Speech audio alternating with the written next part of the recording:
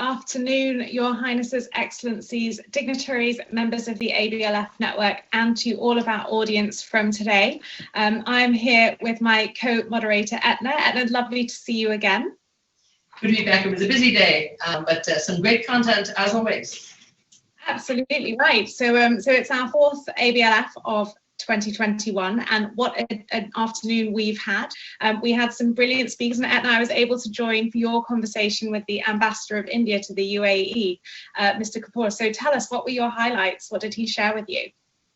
Indeed, fascinating man, and as he said himself, he's been in the job only a few months, but to come in the middle of the pandemic, in the middle of the crisis, and when we look at a city like Dubai, and indeed the whole of the UAE, which he's looking at, you know, the relations with India go way, way back, but also, I mean, we have a huge Indian population here, and a very busy, a very active Indian population, you know, that stretches right across all work categories, and you know, a lot of issues that he had landed on his doorstep. And as he said, you know, one of the bigger issues too was that probably the biggest repatriation project that they've ever had to put in place. So coordinating everybody on this side and also everybody in India to make sure that that went safely and that it went smoothly, that I can imagine was, you know, a huge issue on his part. And again, he talked a lot too about the work that's going on with regards to India and the UAE and the cooperation, particularly in times of the pandemic, how that has been helpful for everybody, and looking at food security, looking at technology, and also I think just looking at the links that are there. And we also had a chat then about just general investment and the fact that there are two huge players that really you know, are very complementary in many ways, and the investment coming from both sides, UAE into India, and indeed India into here, as we've seen with many of the big retail, education, construction. There's some key players, and there have always been some key players, of course, here in Dubai. So it was great to have a chance to talk to him and see what he's doing, and again, just making sure that he can do his bit to keep everybody safe and keep everybody healthy in Dubai and in the entire United Arab Emirates. And of course, that's a challenging, exciting job at the best of times.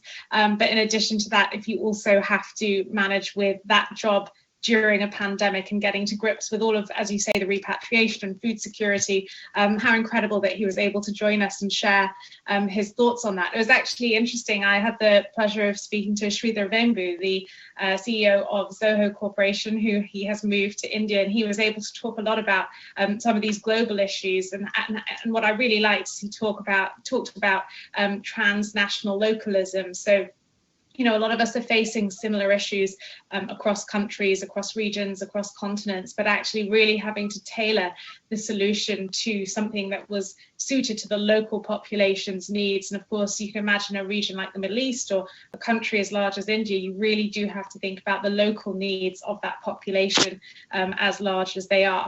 And then I know you had a really fascinating conversation with Zenobia as well. So tell us a little bit about that and her experience in the healthcare group.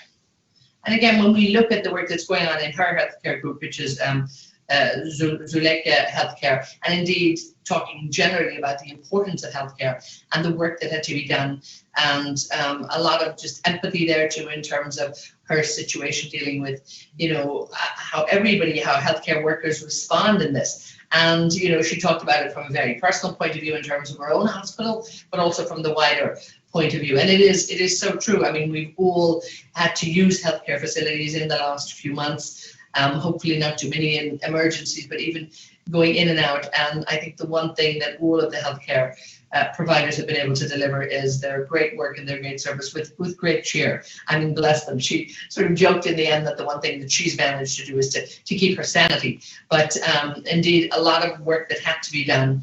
And again, she talked also about the work that can be done between the growth of the private and the government sector, how they can work closer together, and the investment that's still needed and that will be needed. And also a little bit about the technology, I think that's helping people. A lot of people are now getting used to, you know, not, but they're getting used to, I think, telemedicine and things like that. And there's not the big rush to the hospital. And so there's a lot of interesting things going on in terms of what's happening in the healthcare sector that, again, need research and development, need financing, need investment, and, you know, ultimately they all need to survive through this because their role is absolutely vital now more than ever. And I guess that's really interesting that across multiple sectors, so you've spoken about healthcare, Mr. Vainbu spoke a lot about technology. He's actually moved to a small village in South India to create opportunities. So he set up a school where he's brought technology to 120 young students and is now expanding that, very much focused on the benefit technology can offer. And then I had a really fascinating conversation with Mr. Yu, who is in charge of one of the largest construction companies in the region. Construction is 7% of global employment, and he talked a lot about the impact of technology, and he broke it down into 3 key categories: so the automation, the digitalization, and the off-site fabrication, and of course the opportunities that technology can offer us, but the importance of government and private sector working together to make sure that the infrastructure is in place, the regulation is there to support that, and that we work towards increasing the digital inclusivity and access, which of course is needed if we want to make sure that this benefit spreads across populations rather than just to those who have. So I think the trend, the golden thread of today's session seems to be a lot about working together, government and private sector, and bringing in the technology to really leverage the benefits to society that we can see, especially now as we're starting to see light at the end of this pandemic tunnel. And I think everybody was very optimistic about, I think we both spoke to our panelists, about globalization and about protectionism and all of that. And, I think while people are very realistic about what is going on and what has gone on, in terms of border shutdowns and all of that, there was a great thread of, cautious optimism, I think, out there about the fact that it's, we have no choice but to work together. I think the pandemic has absolutely shown all industries that, but also the fact that, people, I think, see the world re-embracing a sense of globalization, in the years to come.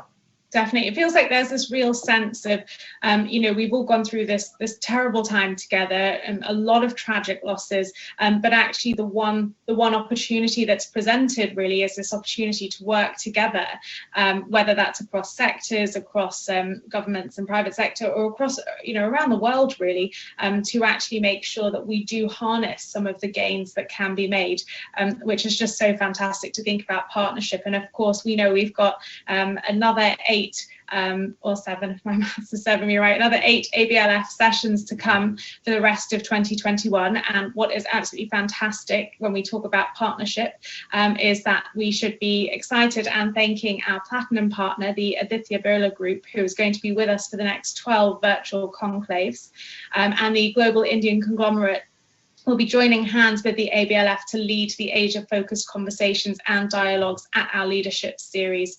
So that is absolutely fantastic news. Such a significant corporation to be in partnership with us. And of course, if you do want to join us for the next conclave, and we hope you will because we have some fantastic speakers lined up, we will be meeting again on Tuesday, the 18th of May. So do sign up, do keep an eye out for the date and for the speakers so that you can make sure you don't miss it. But if you have missed any of our sessions today or any of the sessions from previous ABLF conclaves, then do not worry, you can join the platform anytime after today to view back those sessions, and I hope you will do so. And if you do, please do share your thoughts, your questions, your ideas for leaders you'd love to hear from at #ABLF City. So Eithne, thank you so much for sharing your insights about those sessions. If you missed Eithne's sessions, please do go join them. She is such a brilliant moderator. Thank you to everybody for joining us. And thank you to our great speakers for joining us today. Remember that we are back every month featuring global leaders in powerful conversations. See you in May. See you then. Bye-bye.